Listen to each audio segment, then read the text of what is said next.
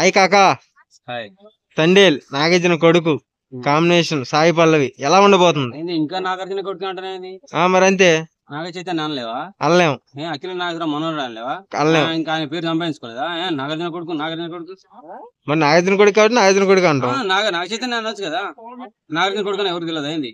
నాగ చైతన్య తెలియని వాళ్ళకి కూడా తెలిసిద్దని. చైతన్య కూడా పరిచయం అయ్యిండు, జనానికి అందరు తెలిసిపోయిండు. అంటే ఇప్పుడు పుట్టే వాళ్ళకి కూడా తెలిసింది.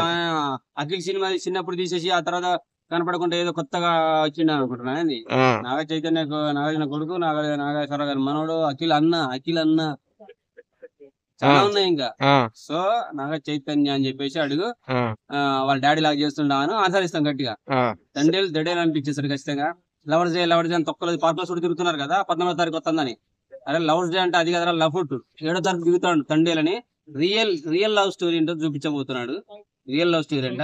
మీరు రియల్ లవ్ స్టోరీ చూసేసి పార్కుల చుట్టూ రోడ్ల చుట్టూ బైపాస్ లో చుట్టూ తిరుగుకుంటా ముద్దులు పెట్టేసుకొని లిప్స్ పెట్టేసుకొని ఆగమా చేసేసి దునియా నాగం చేసి ఇది 14వ తారీఖున ఆడ కూడా కనిపెట్టిందని 14వ తారీఖు లవర్స్ డే అంటే అది కాదు.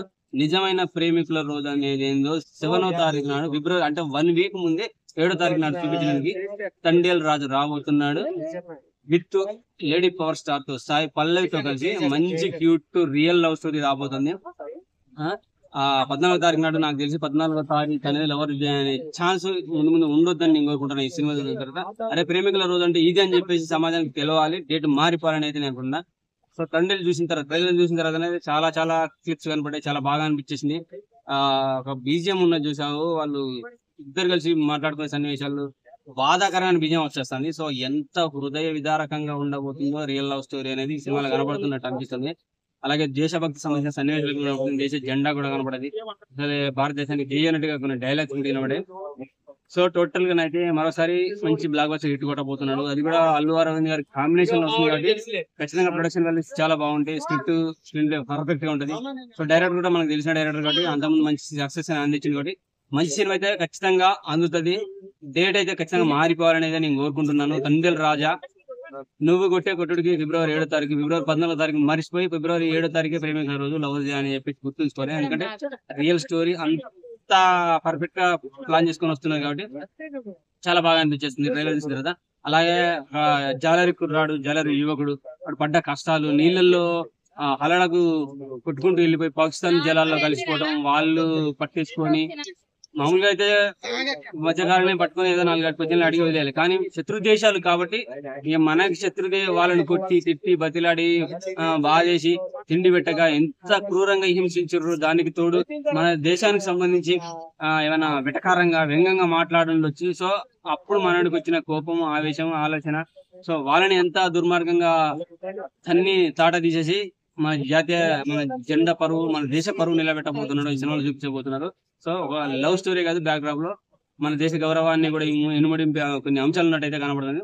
ఖచ్చితంగా ఫిబ్రవరి 7వ తారీఖు నాడు మళ్ళొక్కసారి భారతదేశ జెండా రెపరెపలు ఆడుతుంది థియేటర్లలో.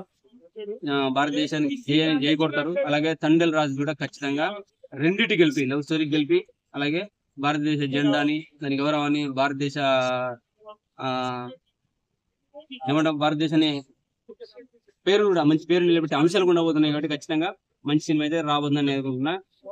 నాగార్జున కొడుకు అంటున్నావు, నాగేశ్వర గారి మనవాడు అంటున్నావు, అఖిల అన్నయ్య అంటున్నారు కాబట్టి సో వీళ్ళందరి పేరు నిలబెడతాడు నాగ చైతన్య అని కోరుకుంటున్నా. సో నాగ చైతన్యతో పాటు సాయి పల్లవి 2వ సినిమా ఇది. ఇంతకుముందు రియల్ స్టోరీ అంటే స్క్రిప్టెడ్ రాసుకున్న స్టోరీ లవ్ స్టోరీగా వచ్చింది మనకు. ఈసారి మరో లవ్ స్టోరీ రియల్ స్టోరీ రాబోతుంది.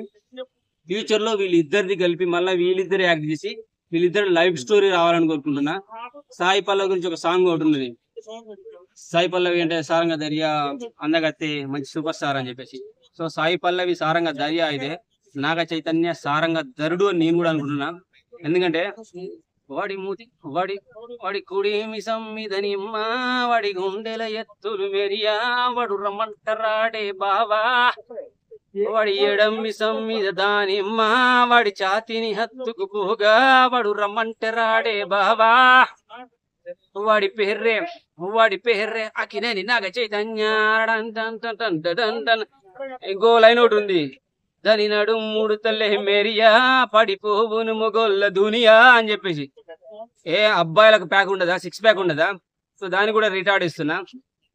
వాడి ఆరు పలకల దేహం మెరియా కలుగును మోహం వాడొల్ల తనువుల్లోనా వాడు రమ్మంటరాడే బావా వాడి కుడి